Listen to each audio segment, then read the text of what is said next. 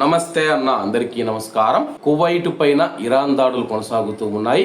అలాగే నిన్నటి నుంచి ఈ రోజు తెల్లవారుజామున వరకు మనం చూసుకుంటే ఇరాన్ దాడులు కొనసాగాయని చెప్పి కువైట్ రక్షణ మంత్రిత్వ శాఖ ఒక ప్రకటనలో తెలిపింది.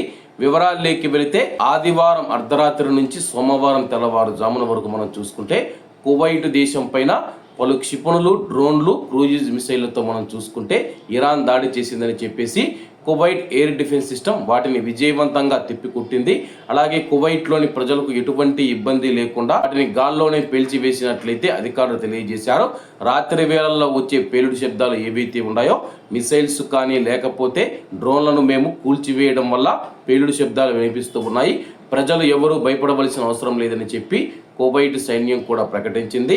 అలాగే కువైట్లో నిన్న గడిచిన 24 గంటల్లో కువైట్ గగనతలంలో 9 బాలిస్టిక్ క్షిపణులు, 4 క్రూయిజ్ క్షిపణులు మరియు 31 డ్రోన్లను గుర్తించినట్లు రక్షణ మంత్రిత్వ శాఖ ప్రకటించింది.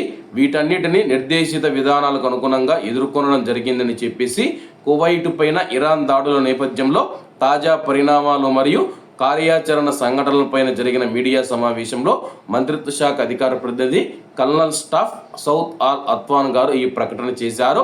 అలాగే కువైట్లోని 2 విద్యుత్ ఉత్పాదన మరియు నీటి శుద్ధి కర్మాగారాలు, చమురు రంగాల సముదాయం, కువైట్ పెట్రోలియం కార్పొరేషన్కు చెందిన పలు కార్యాచరణ సౌకర్యాలు మరియు మంత్రిత్వ శాఖ సముదాయంలోని ఒక భవనాన్ని లక్ష్యం చేసుకొని ఇరాన్ డ్రోన్ దాడులు జరిగాయని చెప్పేసి కల్నల్ ఆల్ అత్వాన్ గారు తెలిపారు. ఈ దాడుల వల్ల గణనీయమైన ఆస్తి నష్టం మరియు పలు చోట్ల అగ్ని ప్రమాదాలు సంభవించాయి. ఆమోదించబడిన అత్యవసర విధానాలకు అనుగుణంగా సంబంధిత అధికారులు వాటిని అదుపులోకి తీసుకుని వచ్చారు. అయితే ఎలాంటి ప్రాణ నష్టం జరగలేదని చెప్పేసి అధికారులు తెలియజేశారనమాట. కేవలం ఆస్తి నష్టం మాత్రమే జరిగింది, ప్రాణ నష్టం జరగలేదని చెప్పేసి కువైట్ రక్షణ మంత్రిత్వ శాఖ ప్రకటించింది. కాబట్టి అందరూ బాగుండాలి, ఎందులో మనం ఉండాలి. అందరికీ నమస్తే అన్న, జై హింద్.